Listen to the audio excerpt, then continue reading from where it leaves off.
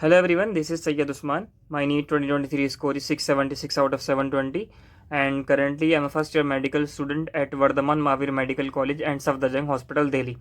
तो आज मैं आपको बताऊंगा कि कैसे आप अपने मॉक टेस्ट का स्कोर इंक्रीज कर सकते हैं। मतलब कि जैसे कि आपके पार्ट सिलेबस टेस्ट चल रहे होंगे अभी आपके, तो कोई स्कोर कर रहा होगा 400, कोई कर रहा होगा 500, ठीक है, कोई 450 बैठ का हुआ होगा, किसी के जो है बायो में 300 से ऊपर नहीं जा रहे होंगे। तो ऐसी कौन सी मेजर मिस्टेक्स हो सकती हैं जो आप कर रहे होंगे और आपको पता भी नहीं होंगी। तो ऐसी कौन सी मेजर मिस्टेक्स है जो आप अब उनको अवॉइड करोगे तो आपके मार्क्स इंक्रीज कर सकते हैं। ठीक है, ये वीडियो उन्हीं के लिए है जो मेहनत कर रहे हैं और जो हार्डवर्क कर रहे हैं, जो पूरी जान लगाते हैं टेस्ट की तैयारी करने के लिए। ये उनके लिए वीडियो नहीं है जो 1 घंटा पढ़ते हैं टेस्ट के लिए और 1 घंटा डेली पढ़ रहे हैं और 5-6 घंटे पढ़ के सोचते हैं कि उनका टेस्ट अच्छा हो जाएगा। उनके लिए नहीं है। ठीक है, मेहनत का कोई ऑल्टरनेट नहीं है, आपको मेहनत करनी पड़ेगी, आपको 5-6 घंटे रोज़ पढ़ना पड़ेगा। ठीक है, तो सबसे पहले वीडियो उनके लिए जो पढ़ रहे हैं। ठीक है, तो देखो कि मैं मान लेता हूँ कि सबसे पहले तो टेस्ट दो यार, एटलीस्ट टेस्ट दो। ऐसा ना हो कि तुम डर के मारे टेस्ट नहीं दे रहे। कई सारे बच्चे क्या करते हैं, डर के मारे टेस्ट नहीं देते। तो देखो यार, पेपर के दिन जब तुम्हारा पेपर होगा नीट का, तुम ये कहोगे कि पापा मम्मी मुझे डर लग रहा है, मैं नीट का एग्जाम देने नहीं जा रहा, देना पड़ेगा ना। तो अब भी तुम टेस्ट दो। ठीक है, मार्क्स आएंगे नहीं आएंगे वो बात की बात है, लेकिन कम से कम टेस्ट दो, क्योंकि जब तुम पेपर देने जाओगे तो तुमसे टेस्ट ही लिया जाएगा ना। ऐसा तो नहीं होगा तुमसे ये पूछेंगे तुमने कितने घंटे पढ़ा था, ये तो नहीं पूछेगा कोई। तुम्हारी नॉलेज कैसे चेक करेंगे, वो टेस्ट लेके ही चेक करेंगे। तो तुम्हें टेस्ट की तो प्रैक्टिस करनी है, तो तुम्हें टेस्ट देने हैं, पहली बात। दूसरी बात यह है कि मान लो अगर तुम्हारे 400 के करीब स्कोर आ रहा है, मैंने मान लिया एक डिसेंट स्कोर 400, ठीक है, ना ज़्यादा कम है ना ज़्यादा ज़्यादा ऊपर तो है ही नहीं, कम ही है एटलीस्ट, हाँ 400 मैंने मान लिया। तो तुम्हारी कौन कौन सी मिस्टेक्स हो सकती हैं कि तुम कर रहे हो। तो कम से कम जैसे मान लो तुम्हारा 1 हफ्ते में एक बार टेस्ट हो रहा है, फिर 2 हफ्ते में भी एक बार टेस्ट हो रहा है। तो 1 हफ्ते में जब एक बार तुम्हारा टेस्ट हो रहा है तो Monday, Tuesday, Wednesday, Thursday, Friday, Saturday, ठीक है, इतने दिन है तुम्हारे पास। तो इतने दिन कम से कम 4 से 5 घंटे, फिर 5 से लेकर 6 घंटे टेस्ट की तैयारी में लगाओ, तभी टेस्ट के मार्क्स अच्छे आएंगे। अगर तुम सोच रहे हो कि मैं 2 घंटे 3 घंटे दे दूं और मेरे टेस्ट के मार्क्स अच्छे आ जाएंगे, तो तुम गलतफहमी में हो। ठीक है, एक्सेप्शनल केसेस होते हैं, जो बहुत इंटेलिजेंट लोग होते हैं उनके आ सकते हैं, लेकिन हम जैसे तुम जैसों के नहीं आ सकते। तुम्हें 5-6 घंटे रोज़ देने पड़ेंगे टेस्ट की तैयारी के लिए। ठीक है, अब ये एक मिस्टेक बहुत बंदों को पता चली होगी, क्योंकि उनका क्लासेस लेने में ही पूरा दिन निकल जाता है। वो मुश्किल से 2-3 घंटे 2 घंटे 3 घंटे दे पाते हैं अपनी पढ़ाई में, सेल्फ स्टडी में। फिर उनकी टेस्ट की तैयारी नहीं हो पाती, फिर उनके टेस्ट के मार्क्स नहीं आते। फिर वो सबसे पूछते फिरते हैं कि मेरे टेस्ट के मार्क्स कैसे बढ़ेंगे। ऑफकोर्स तुम टाइम ही नहीं दे रहे यार पूरा, तुम टाइम नहीं दे रहे पूरा टेस्ट के लिए। मैं साफ बोल रहा हूँ, कम से कम तुम्हें 4-5 घंटे देने पड़ेंगे डेली के। अब वो कैसे दोगे, तुम देखो, तुम निकालो टाइम कहीं से भी, मुझे नहीं पता, मैं क्यों बताऊँ, मैं तो निकाल देता, तुम देखो। ठीक है, इसके बाद हो सकता है तुम टाइम भी दे रहे हो 5-6 घंटे, लेकिन तुम जो है फिर भी स्कोर नहीं कर पा रहे हो। मैंने मान लिया कि अब तुम टाइम दे दिया, तुम्हारा एक बात खत्म हो गई, तुमने टाइम दे दिया, लेकिन तुम फिर भी स्कोर नहीं आ रहा तुम्हारा। ठीक है, मान लो 500 के करीब आ गया स्कोर, लेकिन फिर भी हमें तो जाना 650 के करीब। तो फिर तुम कहाँ लैग कर रहे हो सकता है तुम क्वेश्चन प्रैक्टिस या तो ढंग से नहीं कर रहे हो या फिर कर ही नहीं रहे हो। कर ही नहीं रहे हो तो भाई मैं कुछ नहीं कर सकता, तुम्हें करनी पड़ेगी क्वेश्चन प्रैक्टिस। या फिर कर रहे हो लेकिन ढंग से नहीं कर रहे हो, ढंग से नहीं कर रहे हो या फिर गलत जगह से कर रहे हो, दो बातें हैं। ठीक है, तो क्या सही तरीका क्वेश्चन प्रैक्टिस करने का, सबसे पहले क्लास के क्वेश्चंस करने हैं, जो क्लास में तुम्हें क्वेश्चंस कराए गए हैं वाले क्वेश्चंस तुम्हें करने हैं, डेफिनेटली करने हैं। फेयर पॉइंट, ठीक है, क्लास के क्वेश्चंस तो करने ही होते हैं। उसके बाद डीपीपीज करनी है कि नहीं करनी, सब कहते हैं डीपीपीज करो, मैं कहता हूँ कि डीपीपीज मतलब थोड़ा सा अजीब बात है। देखो मेरा पॉइंट ऑफ व्यू है, तुम्हारा अलग हो सकता है। ठीक है, मैं कहता हूँ कि डीपीपीज से ज़्यादा इंपॉर्टेंट है मॉड्यूल्स के क्वेश्चन सॉल्व करना। डीपीपी से ज़्यादा रिलेवेंट होते हैं मॉड्यूल्स के क्वेश्चंस, ये मैंने खुद ने फील करा है। एलएन के आकाश के अगर तुम मॉड्यूल उठा के देखोगे तो जो उसके जो क्वेश्चंस होते हैं, बिगनर्स बॉक्स और एक्सरसाइज के जो क्वेश्चंस होते हैं, वो बहुत रिलेवेंट होते हैं यार, बहुत रिलेवेंट होते हैं। तुम एलएन के मॉड्यूल्स की एक्सरसाइज 1 कर लो, ठीक है, तुम्हें अच्छे खासे रिलेवेंट क्वेश्चन मिल जाएंगे, जो कि डीपीपीएस में नहीं होते। डीपीपीएस में इतने रिलेवेंट क्वेश्चन नहीं होते। ठीक है, ये बात किसके लिए कर रहा हूँ मैं, फिजिक्स और केमिस्ट्री के लिए कर रहा हूँ। बायो में तुम्हें क्या करना है, बायो में तुम्हें डीपीपीएस के क्वेश्चन करने हैं, मॉड्यूल्स के क्वेश्चन नहीं करने हैं। बायो में मॉड्यूल के क्वेश्चन मत करो, डीपीपीएस के करो, जो क्लास में तुम्हें कराए जा रहे हैं वो करो, और जो तुम्हें सर दे रहे हैं तुम्हारे बायो के वो क्वेश्चन कर लो। ठीक है, इसके बाद फिजिक्स केमिस्ट्री में क्या करना है, तुम्हें फिजिक्स केमिस्ट्री में वाले क्वेश्चन करने हैं। ठीक है, मॉड्यूल्स के मैं तो प्रेफर करूंगा कि मॉड्यूल्स के कर लो तुम एक टाइम पे, चाहे तुम डीपीपीएस के क्वेश्चन मत कर लो, लेकिन मॉड्यूल्स के क्वेश्चन कर लो। अगर तुम्हारे मॉड्यूल्स के क्वेश्चन, ठीक है, वो तो करते ही हैं सब। ठीक है, मॉड्यूल्स के क्वेश्चन कितने होने चाहिए, 100-150 लेके 200 हो पर चैप्टर, तुम इतने क्वेश्चन कर लो तो तुम्हारा चैप्टर तैयार हो जाएगा। लेकिन अगर तुम फिर भी कहो कि हमारी डीपीपी अच्छी होती है तो तुम डीपीपी कर लो। मैंने जो पर्सनली फील करा है, जो डीपीपीएस के जनरली क्वेश्चन होते हैं वो इतने रिलेवेंट नहीं होते हैं फिजिक्स केमिस्ट्री में। ठीक है, जितने ज़्यादा मॉड्यूल्स रिलेवेंट होते हैं। ठीक है, कंपेयर कर रहा हूँ मैं। अगर तुम्हारे पास टाइम कम है तो तुम डीपीपीएस को स्किप करके डायरेक्ट मॉड्यूल्स के क्वेश्चन कर सकते हो। ठीक है, क्लास में इतने क्वेश्चन करा देता है टीचर कि तुम्हारा कंसेप्ट बिल्ड हो गया, तो अब तुम डीपीपीएस डायरेक्ट स्किप करके मॉड्यूल्स के क्वेश्चन कर लोगे, बेटर रहेगा, बेटर रहेगा। डीपीपी से ज़्यादा बेटर मॉड्यूल्स के क्वेश्चन रहेंगे, किसमें, फिजिक्स और केमिस्ट्री में, नॉट इन बायोलॉजी। बायोलॉजी में तुम्हारे डीपीपी ज़्यादा बेटर रहेंगे।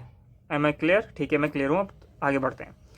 अब हो सकता है तुमने क्वेश्चन भी कर लिए, तुमने 4-5 घंटे 5 घंटे रोज का पढ़ लिया, क्वेश्चन भी कर लिए, फिर भी तुम्हारे मार्क्स नहीं आ रहे, ठीक है। ये मैंने देखा है क्लोजली, मैंने देखा है किसी को, अपने दोस्तों को देखा है कि उनके मार्क्स नहीं आ रहे, खूब मेहनत करते हैं, क्वेश्चन प्रैक्टिस भी करते हैं, लेकिन मार्क्स नहीं आ रहे। तो भाई इसका देखो मसला क्या बैठ रहा है, तुम भूल रहे हो, ठीक है, तुम टेस्ट में जाके चीज़ें भूल रहे हो। तो उसको इलाज क्या है, सबसे पहले तो भाई तुम्हें याद करना पड़ेगा, इसका कोई इलाज नहीं है, ठीक है, इसका कोई इलाज नहीं है। बादाम खा सकते हो इसका, और इसके अलावा और कोई इलाज नहीं है। तुम जो है अपना फॉर्मूलाज को रटो बैठ के।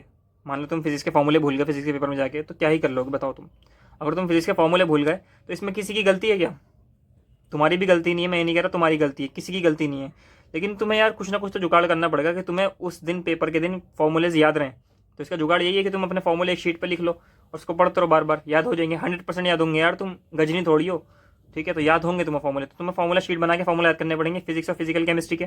ऑर्गेनिक के तुम्हें सारी रिएक्शंस याद होनी चाहिए, ठीक है, रिएक्टेंट्स एंड प्रोडक्ट्स याद होने चाहिए, और जो उसमें जो तुम्हारा क्या कहते हैं रीजेंट होता है वो याद होना चाहिए। तुम्हें ये सारी चीज़ें याद होनी चाहिए, कैसे भी याद करो, लिख के याद करो, बार बार देखो, बार बार लिखो, याद करो। इनऑर्गेनिक तुम्हें याद होनी चाहिए पूरी, ठीक है, इनऑर्गेनिक पूरी याद होनी चाहिए, इसमें कोई बहुत बड़ी बात नहीं है। बायोलॉजी तुम्हें पता है एनसीईआरटी तुम्हें आनी चाहिए पूरी की पूरी बायोलॉजी, इसको याद करना पड़ेगा। नीट याद करने का खेल है सारा, ठीक है। लोग कहते हैं कि भाई ऑर्गेनिक तो समझने की है, ऑर्गेनिक क्यों याद करें?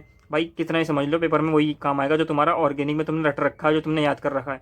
नीट को इतना हार्ड नहीं पूछता, मैकेनिज्म से बहुत कम ही क्वेश्चन आते हैं, डायरेक्ट लाइन से क्वेश्चन आएंगे, डायरेक्ट तुम्हारी रिएक्शंस पूछी जाएंगी, तुमसे रीजेंट पूछे जाएंगे, तुमसे प्रोडक्ट पूछा जाएगा। मैकेनिज्म से बहुत ही कम क्वेश्चन आते हैं, तो तुम्हें याद ही करना है। At the end of the day तुम्हें सब कुछ याद ही करना है, ठीक है, ऑर्गेनिक में भी इनऑर्गेनिक में भी याद ही करना है। दिमाग का लगाना पड़ता है, वो सॉल्व करने में लगाना पड़ता है, फिजिक्स और फिजिकल केमिस्ट्री में। आ रही समझ में बात? बायोलॉजी में, ठीक है, तुम जो है आराम से याद करो बैठ के, एनसीईआरटी को मार्क कर लो, जो जो चीज़ें तुम भूल रहे हो उसको लिख लो, जो जो चीज़ें तुम भूल रहे हो बायो में वो लिख लो, ठीक है। सारे नोट्स मत बनाओ, टाइम नहीं है, तो जो जो चीज़ें तुम भूल रहे हो वो तो लिख लो एटलीस्ट, ठीक है, या फिर वहीं पर ही मार्कर से हाईलाइटर से हाईलाइट कर लो।